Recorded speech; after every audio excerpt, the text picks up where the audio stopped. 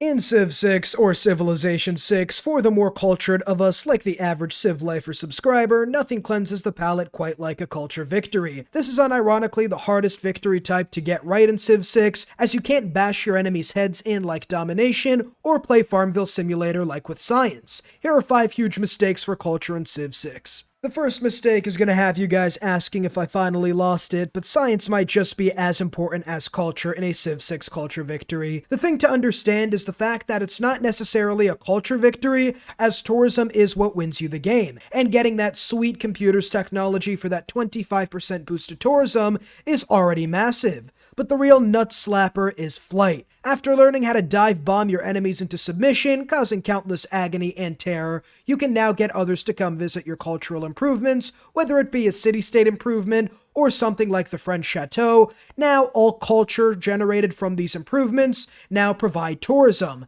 and you're going to want to spam them out on every tile under your control. At this stage in the game, food and the needs of your people are secondary to the tourism industry, just like Turkey in real life. The amount of tourism you can get from these improvements is astounding, as it can literally fuel your civilization culture victory like Mountain Dew fuels basement dwellers. And with 25% bonus towards computers, you can get up to half your current tourism per turn just from the actual tech tree. And to top it all off, lots of wonders like the pyramids, Petra, or Oracle can help you massively in a game, which is also found in the tech tree. So if you're going for a culture victory, do not ignore science. Civilization 6 has an unexplained fetish for culture civs, aside from domination, which, since every civ has a unique unit, a lot of them are going to be geared towards domination. No other victory type has more civs geared towards it than culture. This makes the civ you pick extremely important, because I would argue that culture is the one victory type you have to really gear towards from turn 1,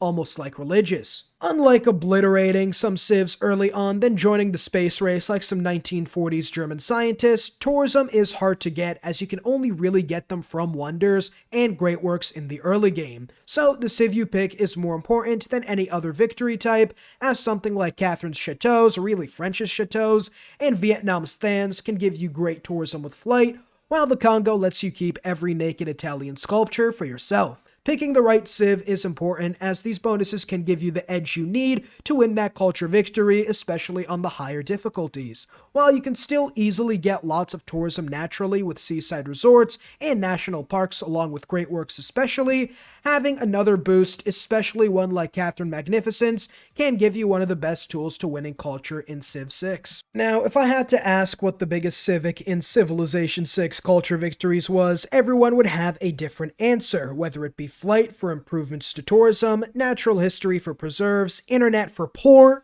but the biggest civic in culture victories is Cold War. The Cold War Civic gives you access to rock bands, which give off tourism based on your tourism, along with other modifiers to target districts, natural wonders, or wonders. The rock band has literally saved me countless times, just like leaving a like and subscribing will save you to get 8 inches where it matters and to not miss out on future videos. With rock bands though, you can get up to 10,000 tourism per concert with the right promotion and about 15 to 2,000 tourism. Now, these numbers aren't the max, because there's one time where I had almost 40,000 tourism from just one concert, which literally almost won me the culture game on its own. Culture victories are notoriously grindy, as most of the time you're going to be just hitting next turn, waiting until you get more domestic tourists or more international tourists than every civ has domestic tourists. In essence, you need to have more faith than the Pope to win culture victories faster, if not at all.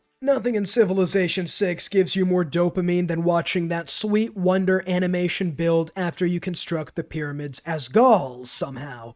But despite the fact that wonders are better than drugs, like the devil's lettuce, it's not good for you. Spamming wonders early on in a culture game might seem like the best play. After all, wonders give tourism, and tourism gives you the win. Is that not what you should be doing? And to that I'd say the production cost of getting wonders for the tourism is nowhere near fair. If you don't need the wonder, then you're better spent building units, monuments, districts, or even builders in order to get a stronger base.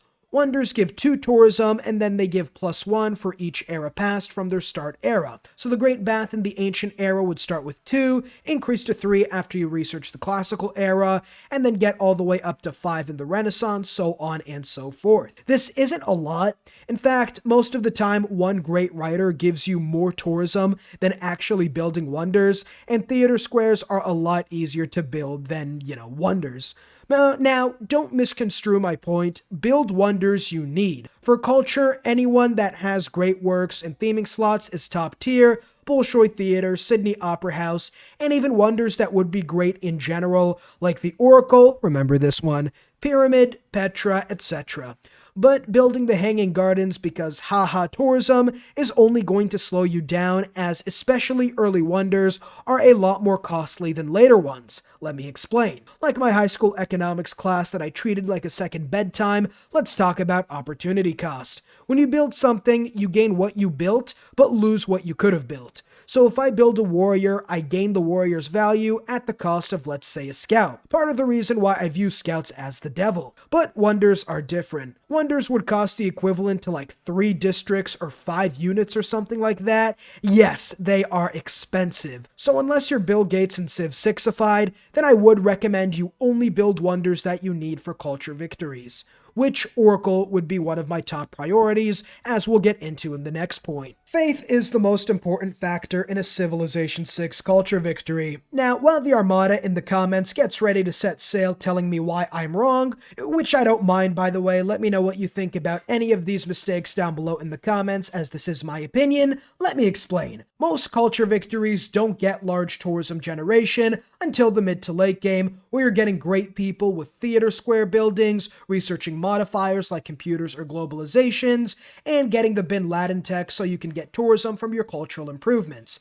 But faith can give you way more than culture. Faith is the harder resource to come by, as you're actually going to be spending it, unlike with culture where you build a couple monuments and some theater squares, along with the passive great people generation, you're all set. But for faith, you need to continuously build religious units to spread, rock bands, conservationists for natural parks, all of which give large amounts of tourism, but can get expensive as they increase in cost for each one you build.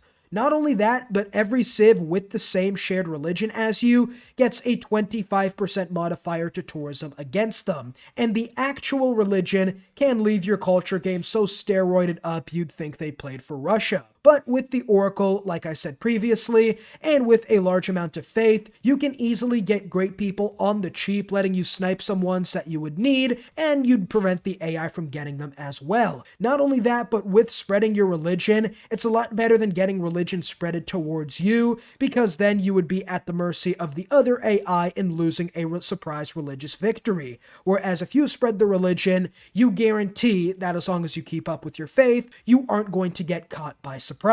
Not only that, but more rock bands and natural parks help you speed up the game considerably to Mach 69 levels. Overall, faith is the most important factor, even without a religion, to get something like a cathedral for a great work slot, because as long as you get theater squares and keep up to date with their buildings, you'll be fine. Whereas with faith, you're going to want to stockpile as much as you can in the early game, so you can build a whole army of rock bands when the time comes. It must be Christmas, because despite the fact I gave 5 mistakes, I want to talk about another one, I guess. I know a lot of people know about it, but no one really talks about it, and that is the modifiers. Now, tourism in and of itself is like a limp dick. It's not going to give you much. You need to increase it with modifiers. These are all the modifiers I know of from the Civilization Wiki I'm reading out right now. Now, I'm not going to talk about the ones like the Reliquaries Belief or getting St. Basil's Cathedral giving you double religious tourism. I'm going to be talking about the ones that really aren't as known. You get 25% bonus if you have shared open borders, 25% for having an international trade route, and then you get another 25% if you get the Sarah Breedlove or Melita Bents, which are both great merchants and activate their abilities. So getting both great merchants in total will give you 75% tourism from having an international trade route. You get 50% from having the International Communities Policy card, double with a film studio if you're playing America. You get a negative 50% religious tourism modifier, but this only works on religious tourism and for different religions. It doesn't apply if you haven't founded a religion, which is something I didn't know, and I think I made a mistake about early on, so even if you don't found a religion, you don't have to worry about the enemy spreading it towards you and getting the modifier that way. Negative 50% religious tourism if the foreign civ has Enlightenment Civic, I think we all know that, but getting Christ Your Redentor eliminates the impact. Finally, you get either a negative 3 to negative 40% for different governments, depending on what stage of the governments you are. If you have autocracy and the enemy has oligarchy, it's the same exact thing, rich, powerful people at the top, so it's not going to be too bad. But if you are democracy, your arch nemesis is going to be fascismo and communism. I'm allowed to say the first two, not the last one. Then you are going to get that massive negative 40% modifier slapped across your face like an unwanted penis. In essence, these are going to be all the modifiers. If you enjoy, leave a like and subscribe to not miss out on future content, and let me know down below exactly what you think about any of these mistakes. See you all next time. Peace.